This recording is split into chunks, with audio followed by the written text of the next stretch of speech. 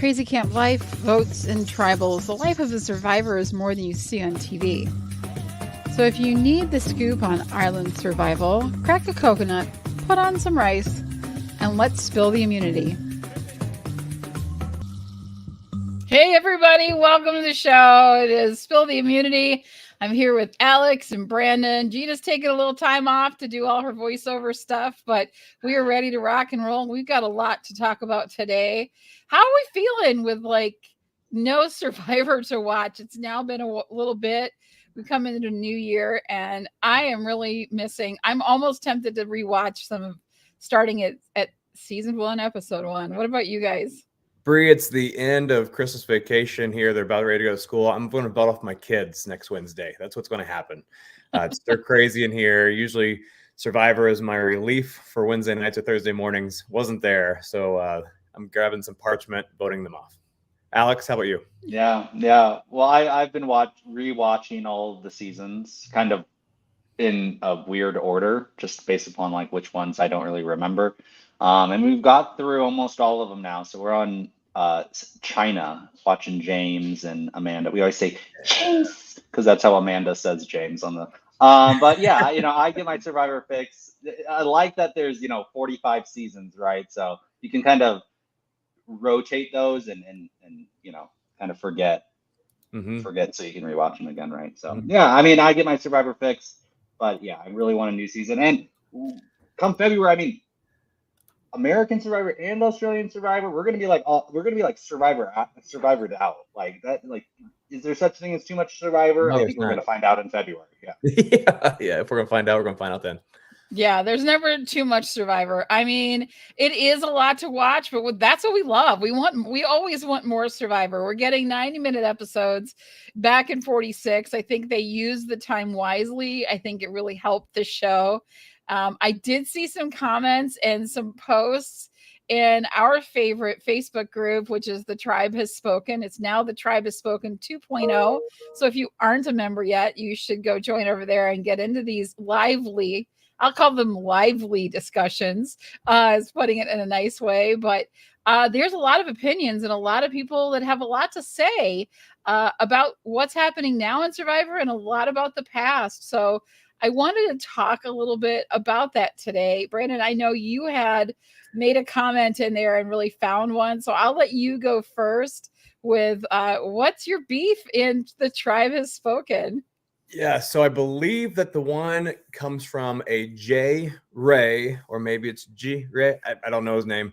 Give me a phonetic spelling, please, Mr. J. Ray. So he talked about how his opinion is that Jake was not a goat. I had not heard of him being called, and goat meaning not greatest of all time, but so with that said, I think we as the immunity jury have to decide for the whole entire Tribe Has Spoken 2.0 whether is it true that he is truly lame duck, 0 vote goat, or is he just not as good as the other 3 and did play a game worth going to the final 4? Thoughts? Well, You got? I got. No, he didn't get a single vote at the final tribal. Can we trace back? He voted off Drew. I think that was the one vote that kind of disrupted things, but that wasn't even his really move, right? Right. That was Julie. So, can you point to anything that he did? I think he was a likable guy. I think very lovable, had an amazing story, but gameplay wise, and look at the jury, he didn't get a single vote. Yeah. So I will say though, it is confusing on Survivor. They call everybody the GOAT. Oh, this person's a GOAT, and back when that first started, people weren't calling people the greatest of all time GOAT. No, and now it is. So now it's really confusing because it's the exact opposite. It's the complete opposite of what the colloquial or cultural term of a GOAT is now. But in Survivor, it means you're the sacrificial lamb. You're the scapegoat. You're the person that they'll say did nothing in the game and you're useless and I took you to the end because you're an easy win. That's what a GOAT is in Survivor. Caps lock GOAT is greatest of all time. You've got the lowercase, you're just a GOAT, right? Yeah. So you are saying with your words, you're saying right here, right now, that he is indeed the GOAT, lowercase. I think there was, definitely 100%, right? Okay. He didn't. I mean, you have to point to plays. You have to have control of the game. You have to have immunity challenge wins. You have to have good idle plays. You have to have something. Was he the worst goat of all time? No, no. Did but yeah. I mean, he might be in the running. No, I'm just joking. But yeah, I can't see how somebody would justify him. I think they just maybe have an affinity towards him. They just like him a lot, and that's why they see him. Oh, he's so likable. But everybody was likable. Everybody got along. Sure. So so we have a goat vote for you, Alex, right? He is Yep, go indeed vote. low goat. Okay, Bree. Yep. Well, I have trouble with this. So I don't want to call him a goat. And the reason is that he's my Charlie Brown, and we've talked about this. I mean, you don't get points for trying and failing. I get it. But for someone to be so persistently trying, I'm trying. And Yeah. Lucy, which is Katura, keeps pulling the football out from underneath him every single time. And so, yeah, he made a mistake by trusting her and just kept trying. I don't think he had a lot of options at the end. So that was really the only person he could try to like woo over and get them to go his way. But I don't know. When I think of a goat, I think of someone that just didn't really do anything and wrote coattails.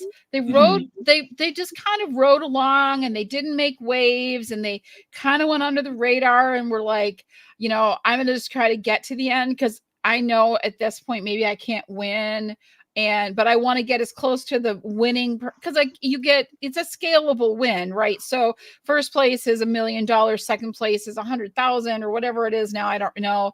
And so the closer I get to the finish line, the more money I'm going to take home with me, and the more I'm going to be on TV and seen. So I think that there's people that have come in and kind of skated. And I don't think I don't think we could say that about Jake. I don't think that, he did anything. He didn't make the moves, but he sure as hell tried hard. And he just kept trying, beaten down, almost voted off, kept trying. I mean, there's got to be something that that's not the GOAT level that we could give to him for just saying, you really put your heart and soul out there at the end, and you were really giving it your all. It wasn't. And so that for me, that's why I can't call him a GOAT. I just can't do it. I think that, and then always being like, and we're on Survivor, right? Like, how bad is this? And I loved that about him, so it's just like Bree, that little kid. Like you're a no. I'm a no. It's a little kid. I'm kind of going back. Guys, and can't go. I mean, he's like, you're too big for me, and I know I can't do anything to you, and I'm just gonna keep trying. And you're just he's just being like held off, by his. You see those where they will like put their hand on the guy's forehead, and the kid's just swinging away, can't hit anything, can't do anything, but like he doesn't give up. So, Alex, you changed your mind. I think I changed my mind. I think Bree, you convinced me. Charlie Brown is the main character.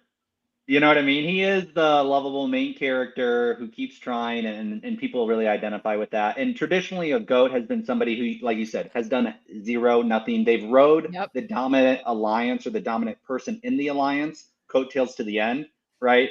So you think about like, Russell and the, the blonde woman that he went to the end with, right? Like, what did she really do?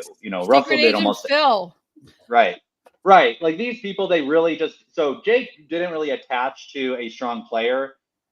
He just wasn't a target of the strong. And the core four was such a dominant alliance the entire time. There really wasn't an in. I mean, I think there were ins, but they just didn't know how to kind of, convince them of that until the very end. So yeah, I would say Jake, maybe he isn't a GOAT in the traditional sense, but I will say this, he was like never going to win that season with the core four in the final.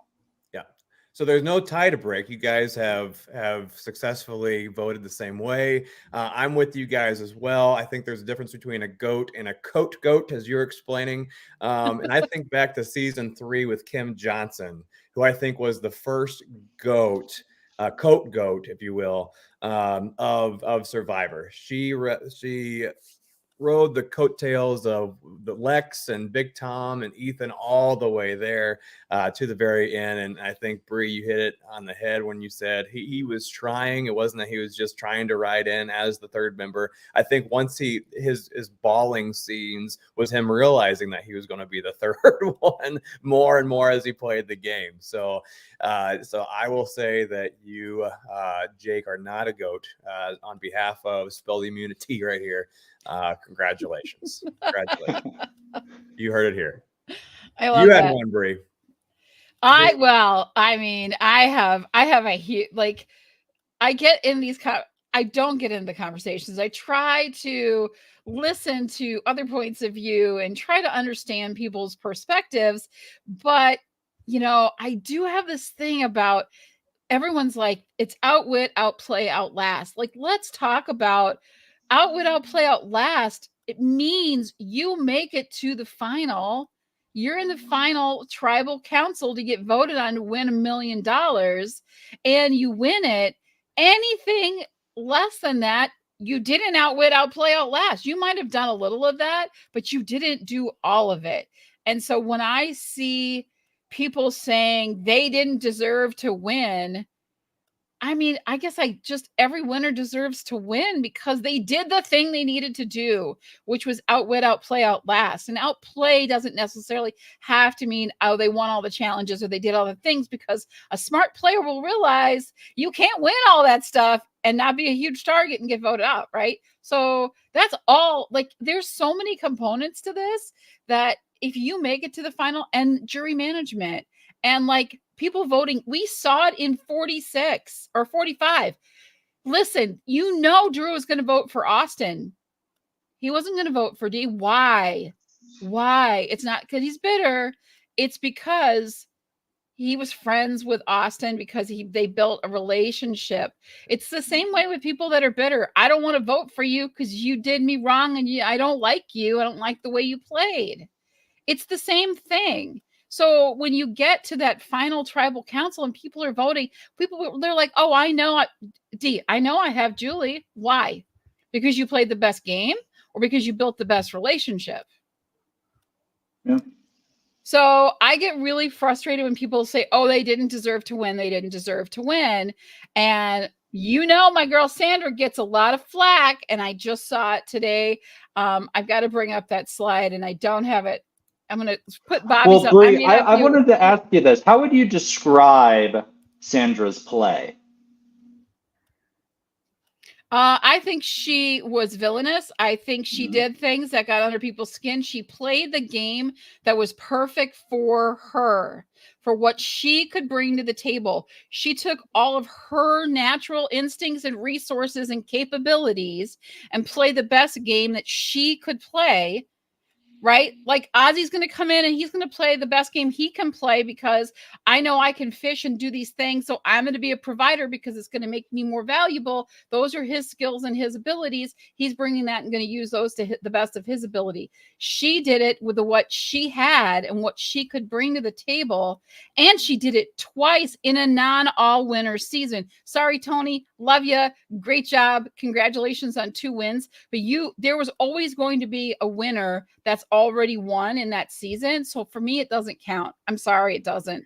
When you're talking about who is the best. And so Sandra did it not only once, but twice. She outwitted you twice, outplayed you twice, and outlasted you twice.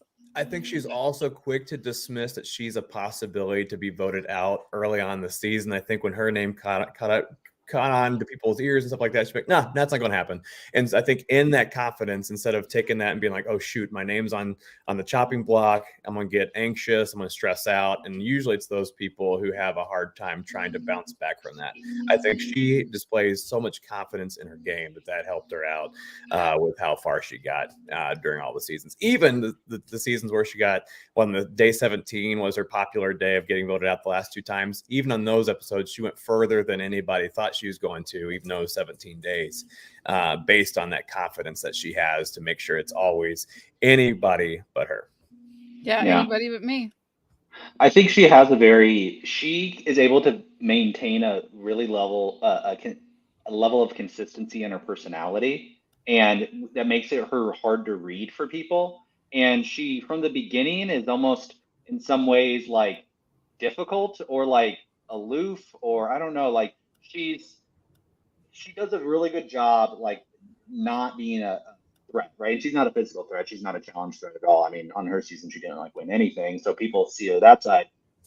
But that's what I noticed about her. She has kind of this hard exterior, but she's also a mom, and you actually saw that on the season with her and Rob. You really saw the mom side of her, and she's a mother of two children, which I really like seeing, because otherwise she's a little bit, just kind of like military like, right? And her husband has been in the military for a long time, and that's what I noticed about her game is she's just so consistent, and she doesn't freak out and kind of go off, the rails and blow up her own game. She's very controlled in her game too, Mhm. and I think very thoughtful about it. So I think when you first watch it, and even what was the season where she came back and won the second time? Because they had some returning players on it. What was the name of that Heroes and season? Villains. Yeah. Heroes and Villains, right? And she came back as a villain, and she said, "I don't deserve to be a villain." When you actually look at her play, I would agree. I mean, she is seen as villainous because her personality is a little bit rough, right? Wasn't And she the she's first not. one to take the shoes? I think they got her because she took the shoes. That's true. She has done some she might have been one of the first people to do some of that type of stuff. So And yeah, she also didn't have any remorse, I think, for Johnny Fairplay whenever his grandma died. Like, I think that was a big part of it too, was that she was just this seemingly heartless, game heartless player, Yeah. which is why she's great. Yeah, I'd agree. But on that season, the heroes versus villains, she was like in the hero's role because she was warning about Russell the entire time, and she was actually a very nice person in that season, except for Russell. I want to take that back. Didn't Russell or Rupert steal the shoes? Was that not Sandra? Rupert stole the shoes. Rupert Yeah, she sold her Rupert. jewelry and had the ability because she could speak the language that gave her the advantage. But she was right there with all of that. I mean, I think she would have sold the shoes had she, been there at the second. Like, that's not beyond what her capabilities. I think, Sandra's thing, and it does go to a military background, but also just her intellect. She has situational awareness. She sees steps ahead. She can see a situation. She can read a room. She understands where everyone is coming from. So she knows how to maneuver herself through all the crap. And that is what that all the way through, and everything that she's ever done. She knew she was going home when she did go home. She knew I think the only blind side, and it was her only weakness, was when she gave away her idol, immunity idol to it, and then got voted off at that. I think that was the only time, and I don't think we'd ever see that again from her, because she learned a big lesson. She was trusting in that moment, and it didn't serve her well. So I think it's totally because she reads a room. She has situation awareness, 100%. I wanted to comment really quickly. Bobby was like, can we stop using the term king or queen for anyone who goes on a reality TV show? Now back to the winners. Bobby, go hang out in a junior high hallway. Everybody's a queen or king in junior through high school. That's just what they use. It's disgusting. Yeah. Yeah, that's just what they do. But I think I think Sandra's I think that's what served her for so long and gotten her through so many things, is she really has situation awareness. And that's, she would have been a great football player. Yes. Yeah. Which I don't think, going back to Jake for a little bit, I don't know if he had situational awareness. I know Dee did. Dee, I think that's why she won the game, with situational awareness, which might be the number one. If you have this, that's your best ticket to the end, is situational awareness, I think, of any quality.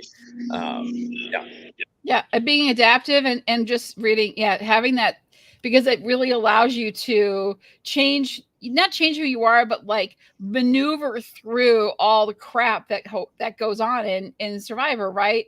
And these little groups and that person, and then her way of downplaying that ability to see everything was, as long as it's not me, right? That was her way of just being like, oh, I'm not really paying attention to what you guys are doing or manipulating you at all. I'm just going to be like, as long as it's not me.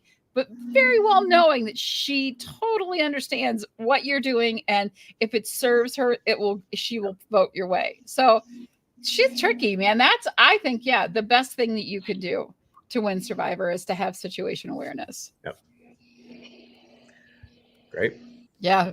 But I want to talk a little bit. I want to hear from Alex. So is there a question? Did you look through the Tribe Has Spoken and see anything that kind of got your goat, that like got you a little riled up? Got your goat. I see what you did there. No, I always agree with the Tribe Has Spoken 2.0. I'm not trying to get any enemies in there. No, I didn't really find anything, you know. I've just been looking at the last season, and I'm like, the next season, 46, and I'm like thinking about my pick, and I'm like, oh man, I picked the wrong person, I think.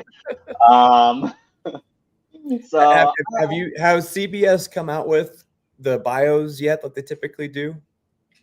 I haven't seen them yet. I haven't seen it, no. Okay. No. I know they have come out with the 3 different tribes, or at least alleged tribes, and a couple of the Tribe Has Spoken 2.0 little snippets I've seen. Yeah, I did see that Inside Survivor has come out with their awards for the season, or for just this, I guess, 2023. And did you guys, if you haven't had a chance to check out InsideSurvivor.com, I highly recommend it. It's a lot of fun to see Bree, if you happening. have those, could Alex and I try to guess who the winners of those prestigious prizes are? I'm sure they get nothing for it, but do you have that list in front of you? Yeah, I do. I have it right in front. I'm pulling it up right now. Let's do it. And I'm going to go down I'm going to scroll down to the bottom. So they actually gave us all of the breakdown of everything. So let me get to that part. Okay. And I will share that. I'm not going to share the screen because I don't have permission to share their website, but here's the full vote breakdown. Best season. Is it Survivor UK, Survivor 44, Survivor 45, or Australian Survivor Heroes versus Villains? Oh, that's not even fair. Go ahead. Survivor Heroes versus Villains. So, or no, the Australian version. Yeah. Australian, yeah. So that's by far the best. I'm going to agree with Alex on that one. I don't know do we know who's voting on this, or is it just that organization? It's anyone that wanted to vote. So they put stuff out there, and I voted. So yeah. Sadly, not enough people still have seen Australian Survivor. Right. I think they're going to side with 45, but the true answer is the one that Alex picked. If you love cutthroat villainous Survivor, this is the epitome of all cutthroat Survivor seasons. It's Australian Survivor Heroes versus Villains. King George .2. Yeah. So the winner came out as Survivor 45 because of the ones in the 40s, the new era. I liked 45 the best, though I do have a affinity for 44 because Carolyn was a part of that. But I agree. I think the reason is not enough people have seen Australian Survivor. Shame on you, 10 Play. We need Australian Survivor. Figure your stuff out with Peacock or Amazon and let us get back into watching this next season. It's only going to help you to have a larger audience. Who doesn't want that? So work out the terms and make friends with everybody. 974 people voted for Survivor 45. 686 voted for Australian Heroes versus Villains. It's 900 people who still haven't watched Australian Survivor. That's why they voted the way they did. And I voted. She voted for hers. 900 but they have seen stuff. So here's the best episode for of the seasons. I'm gonna go, I guess would be 43 or 44, 45, and Australian Survivor. We've got I'm Not Batman, I'm the Canadian, which is the Caleb with one, right? Caleb. Or no, the Caleb he had the thing. No Man Left Behind, which was from season 45, episode 3.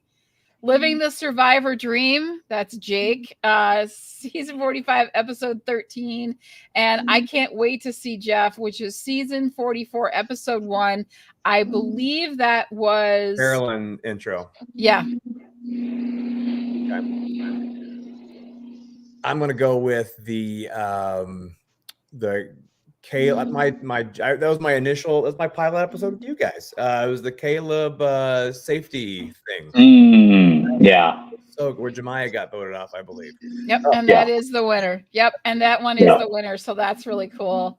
I like this one. This one's easy for all of us, and it's a list. So get ready. Hang on. Best character. We've got. Okay. There's options. Okay. Yeah, I'm gonna give you options. We have D, Jam, Jake, Emily, Carolyn, Bruce, Katura, and Franny. Franny? Why is Franny? I don't know. It's all season 45 and then there's Franny. I mean, I would probably vote for Carolyn's not on the list. Yeah, she's on the list. She's like second. Carolyn. But people like Jam, whatever Nam, right? I'm in the Carolyn boat, but I could see Jam winning it, right? Because he's a winner too, and very likable. Carolyn could rub people the wrong way. I mean, I love her. I think she's hilarious, and I think she's so funny. But I mean, there was a reason that Yam won over her, right? Maybe he didn't rub people, the wrong way, like Carolyn might for some. Yeah. But I didn't like Jam as a winner personally. I didn't like Jam as a winner. I'm going to side with you again, Alex. We need to disagree sometime just to make this better TV. But Carolyn was hilarious. The reason why you kept watching, and then she got strategic. The birdcage thing, I think she had something crafty, or at least accidentally crafty with that. Her rolling her eyes at the bro down talk on that reward challenge that she had. I think she should have won this one. Carolyn crushed the competition. She got my vote. She got 1,048 votes, and the next person that came in second was Emily, and she got 404. Everyone else was under 200. She crushed it. Carolyn is so well liked and well loved, and she continues to be that goofy same self that I do adore on her social media now. So say it, Alex. We weren't doing the podcast during 44. But why do you guys think Jam won? I mean, I said it because he's the modern day villain, and he has this infectious personality, and he probably made people feel really good, and people just had a better feeling attached to him. As Carolyn at camp, you could see she maybe annoyed people, or like I said, rubbed people the wrong way, and Jam was just so likable. And then two, Jam was seen as, it's kind of hard, I mean, as the mind behind it, right? That he was like a more of a strategist than Carolyn. I don't think that's probably true. But what do you guys think? Why do you think that people liked him, or why do you think he won over Carolyn, or who was the other person? It was the other person in the final with them?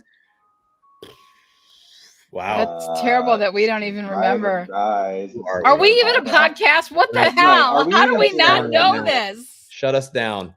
Okay, 1 second. Let me find it. Okay, it was Heidi. So she didn't deserve to win, right? Of course not. But it really was Carolyn versus Yam. I mean, Heidi was in there too, but she didn't really, I don't think, she had probably a less of a case than Jam. But what do you guys think? Why do you think Jam won?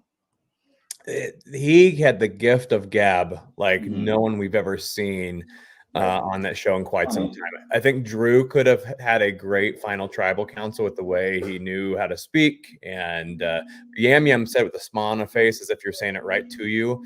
And the most, he needs to be called by Hallmark with the lines he had to make you feel all sweet and fluffy inside. So I thought that was a big part of his game.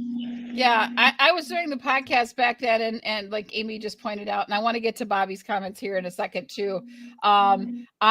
He had a way of making you feel like you were the most important person in the room, and he would do that with everyone. It was just something about him, and Carolyn had that as well.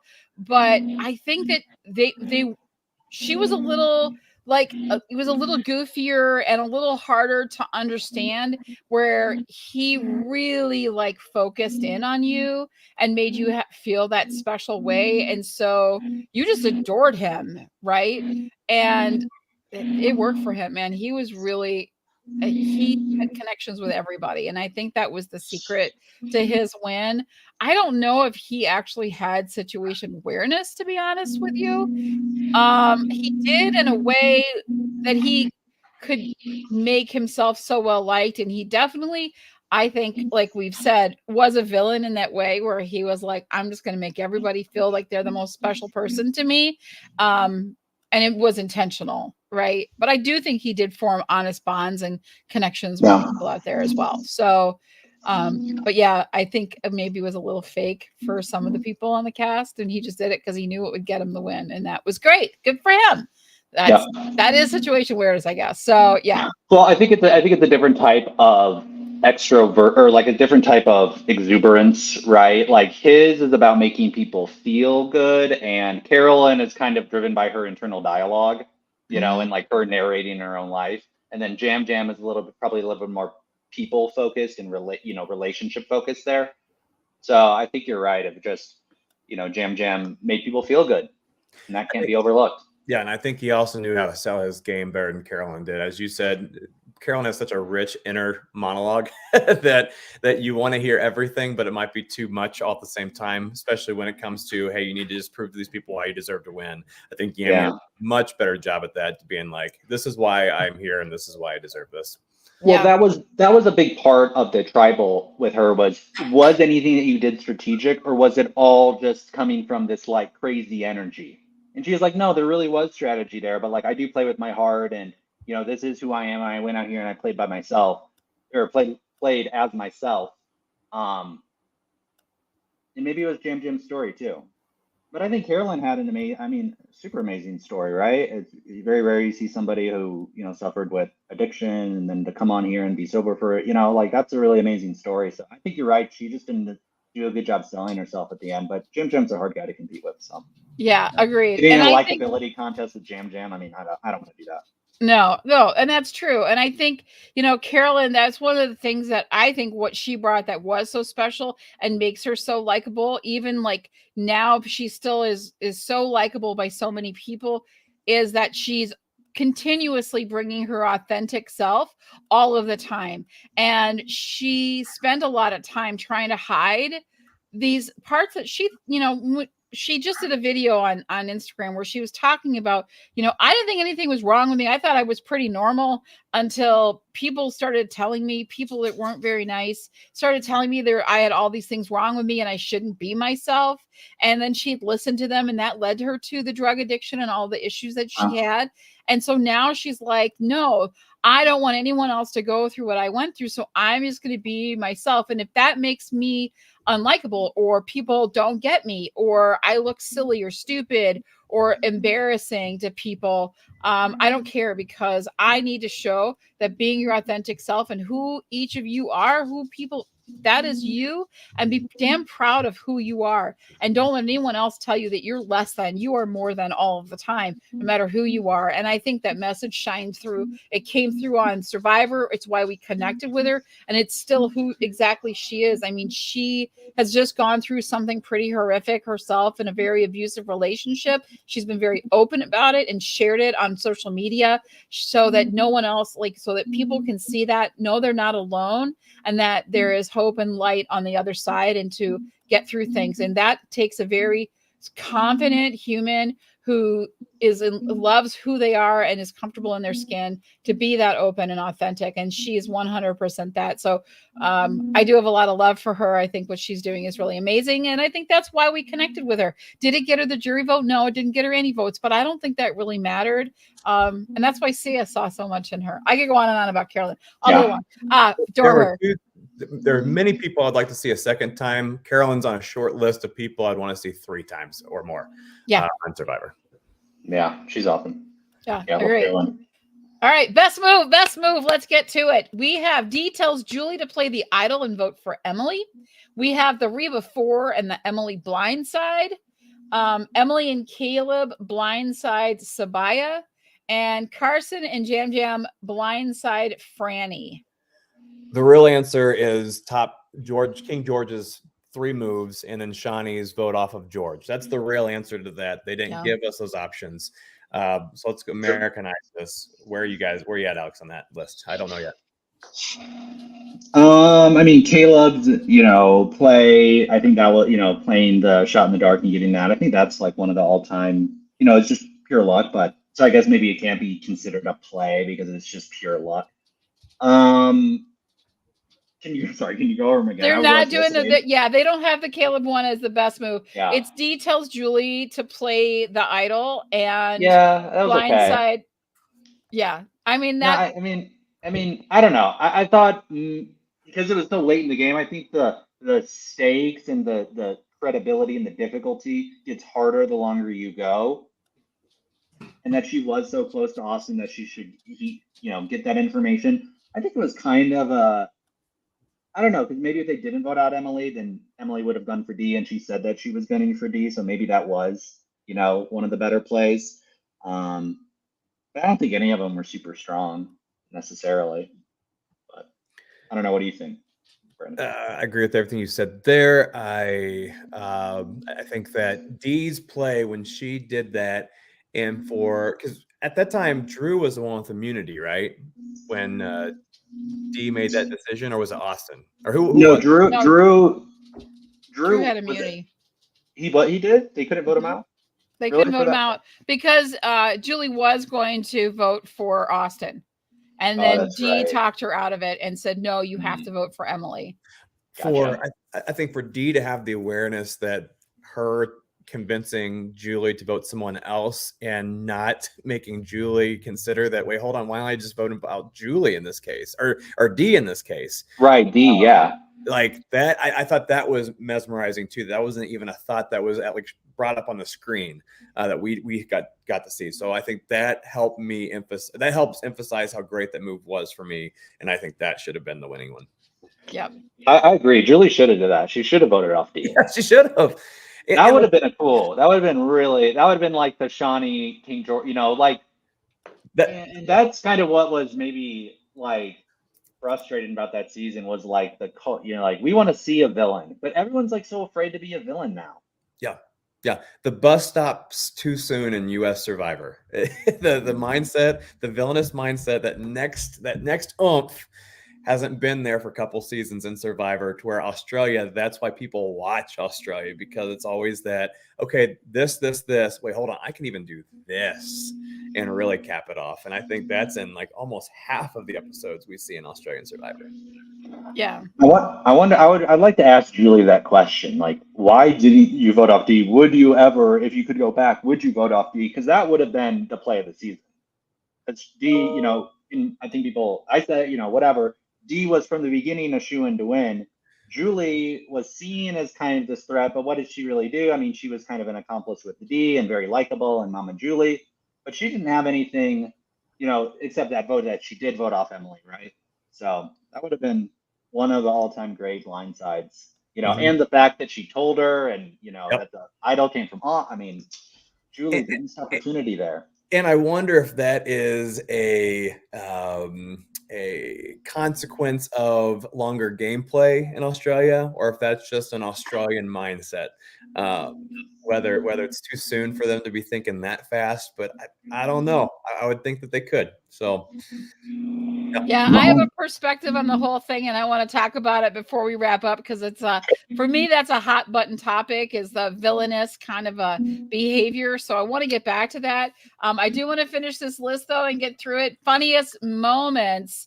There were so many funny moments, but this one, and I'll tell you the one that won, because I'll give you the top two, because I didn't like the boys' night montage. I was like, it's cool, it's funny, but it's not like that classic moment. But it's between, for me, it was like Jake's whoa, sorry, not sorry kind of a thing. And Carolyn, when she watched Danny and Brandon bro out when they were on that reward at the sanctuary, and she's like spitting out oranges, and she's like, To me, that was the funniest. I thought, like, she was just like, oh my gosh, I can't believe I'm sitting here listening to this crap right now. And she just gave us like this honest reaction to the whole thing, things that we do at home when we see some of this stuff. And she just brought it. So it was brilliant. I like the bro down. I like this season 45 bro down where they had Drew with his like, lengthy arms, and they had the 80s, what is that, 80s music. They had like the 80s hair metal or whatever it was, rock ballad. It was a rock ballad.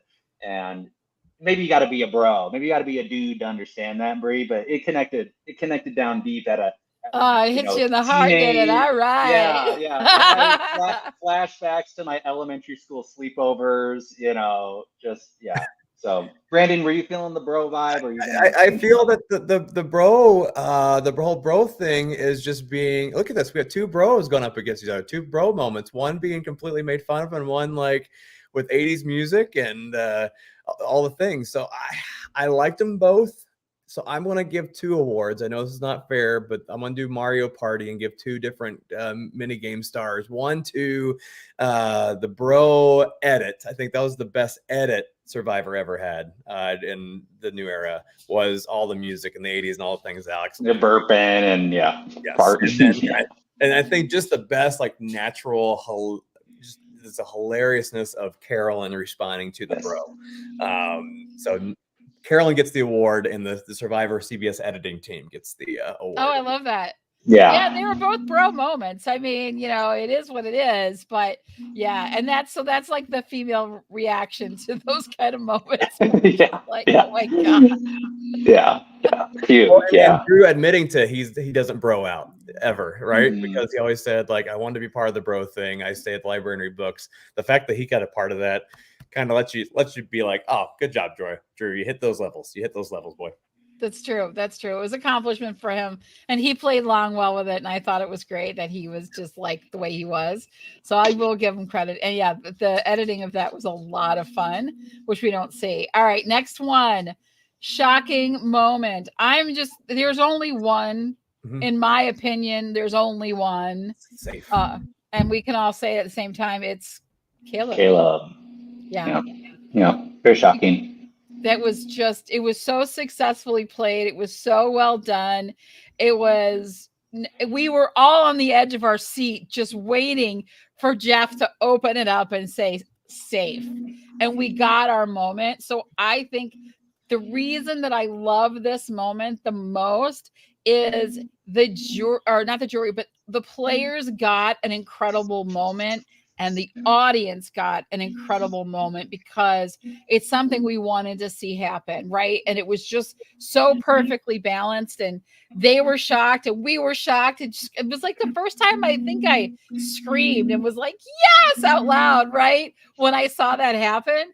And I think it gave everybody that sense. So it blew everybody else out of the water on the most shocking moment. So the stakes were high too. I mean, it was for jury, right? And Caleb really wanted to be on the jury, and everyone wants to be on the jury. So I think it was also the stakes, and that every single vote. I mean, and they had such a big, that just nothing like that has ever happened. So. Yeah, but I think the stakes of it too made it, because if it would have happened like early in the season, right, when they were like on one tribe and and then okay, cool, it doesn't matter. But 11 people, going to be out and it's emerged before you actually get on the jury. That's pretty cool. So. And again, that's the difference between Australia and American Survivor. I don't think Australian would ever get to a place that far into the season where everybody would unanimously vote for one person. I just don't ever see that happening. So again, that can only happen in US Survivor. All right. We're getting into it. I love Bobby says we deserve that moment 100%. Yes, we did. I love Bobby's been really active in the comments. He did say he never wants to see Rob on his screen again. He's not his favorite, but he won. People go argue with their mama on why he did or didn't deserve it, but he won. Yeah, that's one of those really questionable ones, but I still think Rob plays a great game as well. And he does have situation awareness. He's shown that he does. He does read a room. He does know when to apply pressure, and he can be that dominant guy when he was like, take care of Amber and I'll take care of you. Yeah, he took care of you. It wasn't like what you wanted, but he did take care of you and you were gone. But yeah, I everybody that's the greats, I think that they have a way of playing the game that sets them apart from others. And I still am going to go with situation awareness. Favorite. We got to go with our favorite international character. So there is a, we do have something for those that aren't American players, except for one. There's one American on here. So we've got Liz, we've got Nina, Simon, Shawnee, George, and then Christopher Tanuki. I don't know this one. And then Jordy. I love Jordy. Didn't vote for him, but favorite. Who is your favorite Australian player so far? Go ahead. Well, we love Nina. She's been on the show. Nina's amazing. I love her. She's such a nice person. She's such a sweet. And on her season, she did really well amongst. But my all-time favorite Survivor player is Liz. She's physical. She got Georgia.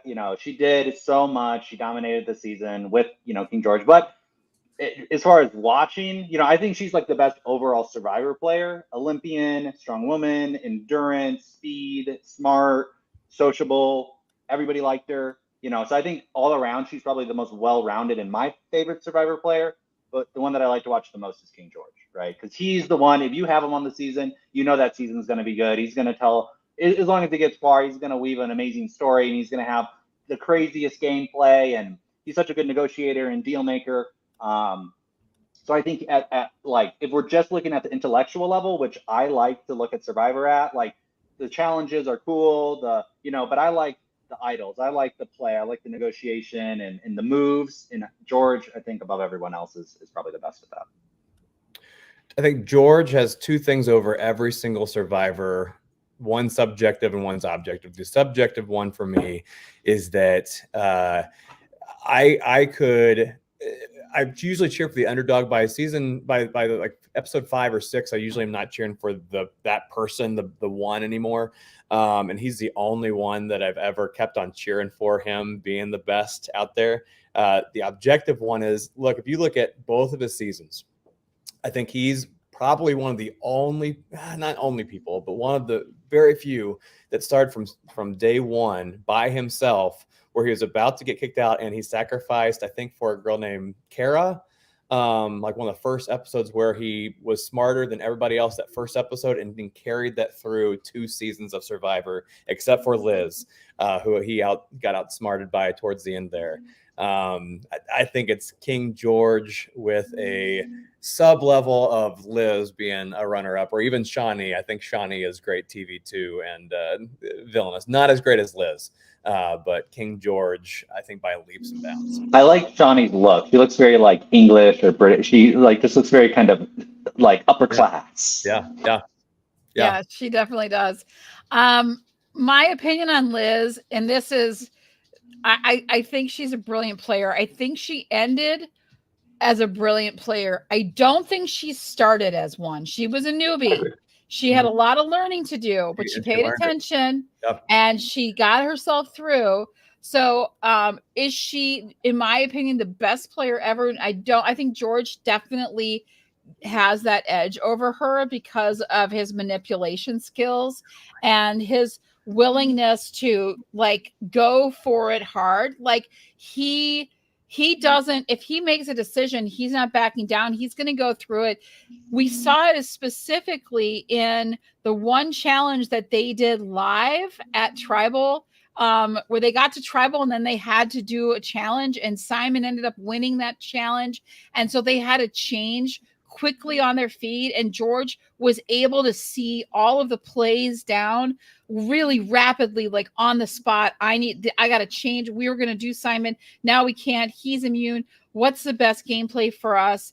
And he was so quick to put that together. It's in those moments, those split-second decisions that he makes so intelligently, that I think gives him that edge, plus the fact that he just is so much fun to watch. He's crazy on. I loved him. I actually did vote for Nina, and I voted because I like her and she's a friend. So I can do that because that's what we do. That's why Julie voted for D. So I'm gonna go with that I picked Nina. I think I just was so excited to see her go with all of these Australians and go hard in a very difficult, long, much more physically challenging Survivor franchise, and do Australia. So for me, and coming back after like getting seriously injured at the year before, right, and having to leave. So no, he got hurt during, didn't with Macedonian Jesus got hurt, like wasn't episode 1 or 2 where he had to be pulled from the game and then came back to that same. So he had the giant mark in the middle of his forehead. That was like, yeah. And I think King George, I think part of this, I could talk about King George for quite some time, but I think one of the biggest things about him is that you'd watch a season, he wouldn't get voted out, and that's when you questioned if it was rigged, if they were doing this to keep him in the game. And I still don't know if that's what they did, because I think he played that well. He did get a lot of like miraculous Survivor producer breaks where it was like, wow, this guy's really lucky. Like he gets all like there was one tribal in his first season where he was like about to be voted out. Like he was gonna be voted out. And the person who ended up getting voted out was put back into the game, and they went to like an exile island. And I was like, okay, that's kind of, so I do think like, but I think Survivor does that too. I mean, it's TV. You got to make TV. Yep. So I think like even they call the tribe swaps and, so like the producers are watching it and they're trying to make decisions that are going to, increase the quality of the final product. Right. So I'm fine with it to some extent. Yeah, it does seem like King George has this, like, he's really got the Survivor gods on his side.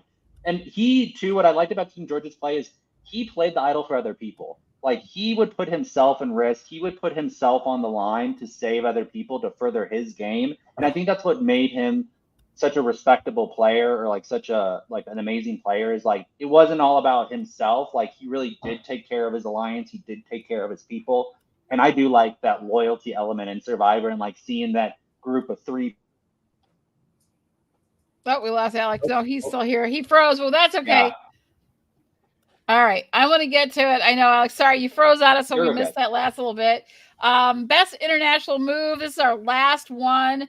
It is George blindsides Shawnee. Liz turns on George, or George tricks Simon into blindsiding Fraser. He treated Simon like a puppet all season long, like a little lapdog. That's a great list. That's a great list. And I even might say, this goes against everything I stand for. Liz, because she learned from George how to pull that off. And she didn't have that piece in her repertoire, in her bag of tricks coming into Survivor, and transformed her game. And you got to love a good Survivor transformation. She won because of that move. I'll give it to Liz on that one. Yeah, I'd agree with that. I do like George messing with Simon. That's like my favorite, because Simon's always so confident. He's like, I'm gonna be the king slayer. Like every episode, king slayer. He's so self-confident, and every single time George gets him every time. So I really liked King George messing with Simon. But I agree, as the game goes on, and that was the Julie voting out D moment for Liz. Yep. So 100%. Yeah. She did what Julie couldn't do. Yep. Agree. Yeah. I think that poor Simon, I loved him, between the fortune cookie and his butt crack that he showed Jordy that wasn't an immunity idol that he thought it was, and all the things Simon did. He was that happy-go-lucky, I'm just keep trying. He was almost in a Jake category, except for he's Simon and look at him. But he, when George did that, it was here's what I thought. It was a lot of bullying, right? It was really definitely bullying, but you just couldn't get mad at George for it. It was just so well played. And I think in that circumstance where you have to outsmart people, you're outwitting people as you're playing, he played that brilliantly. The George and Simon blindsiding Frasier moment, that is the winner of this. But I do like when Liz turned on George, because it was that sweet revenge that we'd wanted for so long. Like, this guy is too much. He can't win. He should win, but God, I just don't like him, but I like him. And we had this turmoil, and we were so glad that Liz kind of pulled the trigger on George and got rid of him. But yeah, George tricking Simon was the winner. 902 to 317. Wow. Sorry, Liz. So there were 902 people that actually did watch Survivor Australia, which is great. I like to see a lot more. I love you guys to Survivor. Check out InsideSurvivor.com if you want to know more, and make sure you go over to The Tribe Has Spoken 2.0 on Facebook and join the group. The one thing I want to talk about before we go, and unless you guys have something that's on your mind that you want to get out there, is this whole villains thing. And the things I've been seeing in The Tribe Has Spoken have been the reason that we're not seeing people be villains is the social media backlash. Yeah. Yeah. Do you think that's true?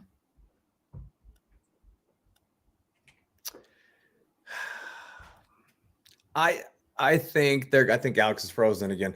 I think social media is going to backlash 2 people a season, regardless on how nice everybody is. We saw that with Carolyn, not a villain, and yet she gets treated like she doesn't deserve at all, right? So I think it does lend yourself over to more scrutiny if you are the villain. Maybe that's what you should think about if you want to play that character, because I do miss that character. I think it's okay. But I think this is America. This is 2023.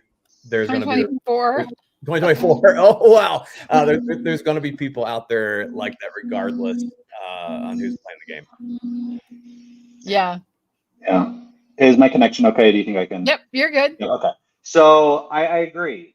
I think I said this, like the millennials, there isn't this villainousness. Like, I think Yam Yam is the modern day villain, right? He's the guy who is so infectious with his personality. He makes you feel good, and you don't even want to feel good.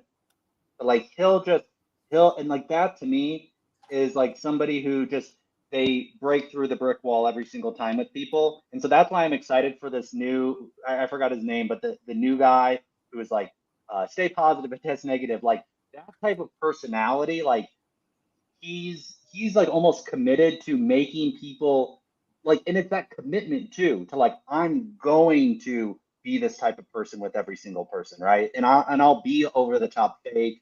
And that's, so I don't think like, you know, the old school villain, which was like hiding the machete and pouring out the rice and all that stuff, because yeah, I think that's just not in millennials or Gen Z for some reason. I think maybe Gen Z might get a little bit more villainous because they're a little bit more unhinged. Mm-hmm. So I just think maybe it's a millennial thing. Millennials are too nice.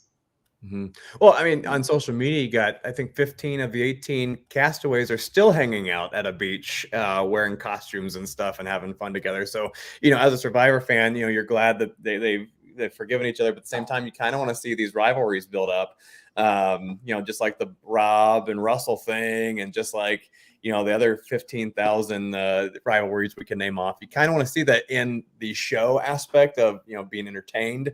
You don't want to see that as somebody who loves society and wants peace, but I don't know if we want peace. Yeah, that's a good point. They're all hanging out after the show. Mm-hmm. So if somebody was in there and they were like actually villainous, like a Russell, where like they hated Russell, like they took it all they're like, you're like this outside of the game. You know what I mean? And that's interesting that like they all hang out after the show. They're all on social, you know, not all of them, but a lot of them are on social media, and they build a following, and, you know, and they do collabs with the other ones. And, you know, I'm a social media strategist, right? And I help people on social media. Like, you want to have this, you know, network of people that you guys can cross promote and do podcasts together and be on good terms with, right? So, I mean, and that social media presence can be worth more than $1 million long term. Right. Well, I think that's a changeover of having social media part of the game. I don't know if, you know, say Russell had a social media back when he won the game, or if Richard Hatch had the social media back when he won the game. would they have been as deceptive? And perhaps I think social media has kind of created this weird unity. Let's be all cool together and let's fit in.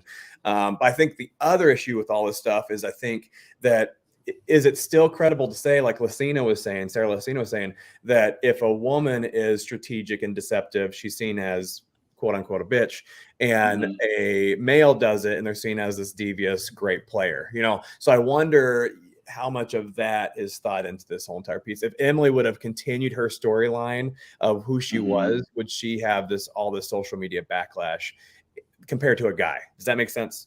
Yeah, 100%. Yeah, I agree. Yeah. I agree. And here's the thing. I don't think in Australia they're so concerned with that. I love to see that they are devious and villainous and all of those things. And that's what I love about Survivor. It might be why I'm so excited to watch the new Survivor that's coming out in Australia, Titans versus Rebels. I'm ready for Rebels. Let's go.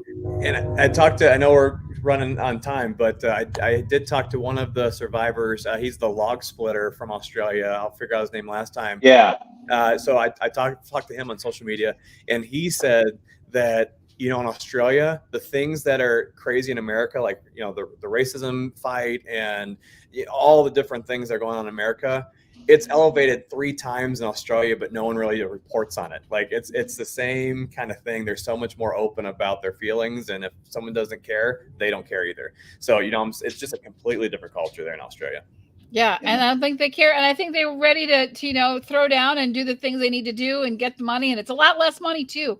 So I think that I want to see it a little bit more. I think that the difference that I'm seeing is all of the people that play on Survivor right now, because of their age, because of the generation that they're a part of, for the most part anyway, they understand the influence and the things that social media will give them as far as moving forward from Survivor. And so they're a little afraid to do any damage to what could possibly be an influencer or a brand ambassador or all the things that'll come to them with a successful social media that they're going to get from the show. So I think maybe that's the trepidation.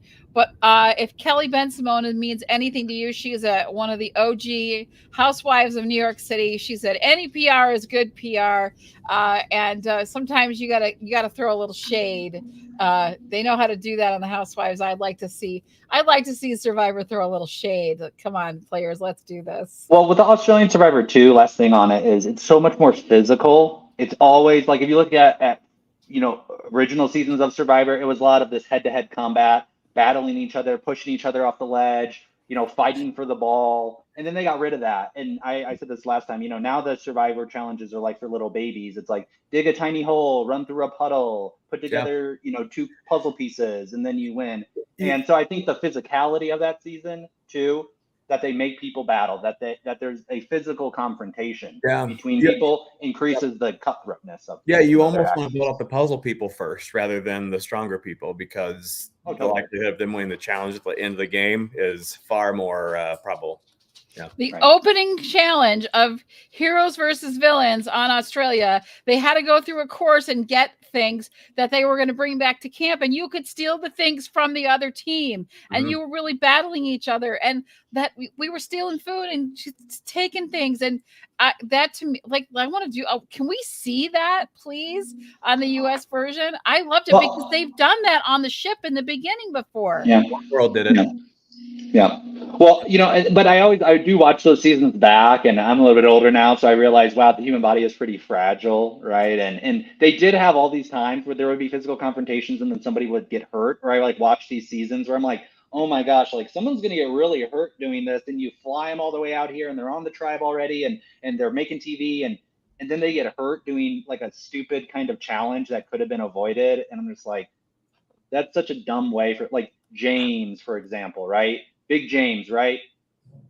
And I don't even know if his was challenge related, right? So I get frustrated sometimes when I see that when they are having physical confrontations where they're doing things where people could get hurt very easily. I'm like, but then again, I want it too, right? I want them to do it, but not get hurt. It just doesn't really happen.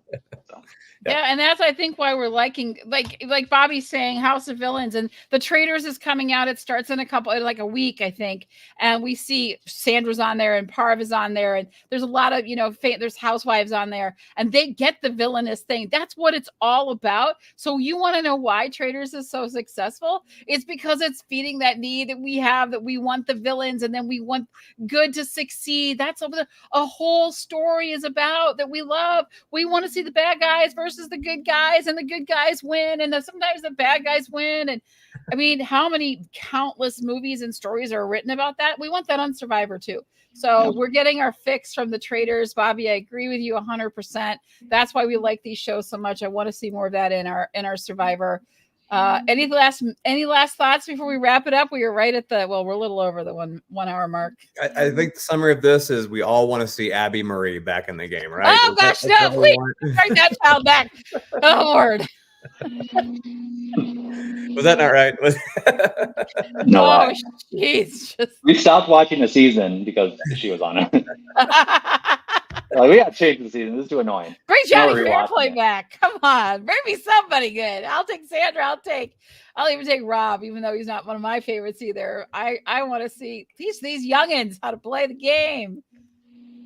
Yeah, I would like to see like a super old school with just like Gen Z, only Gen Z, and just see how it goes. Right? Like a Boston Rob with a Gen Z cast. Like that'd be really funny. But he's actually playing, right? That'd be kind of funny.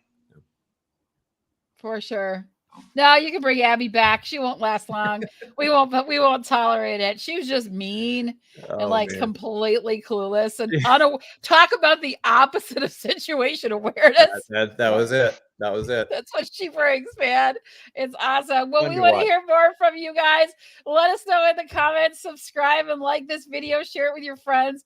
You want to come on and give us your opinion? We'll even check with that. We'd love to have you. We got great things coming up before we head into Australian Survivor and season 46. We're going to be diving into some all new things next week. So we'll see you back here. Thanks for watching, guys. We'll see you. Bye. Bye.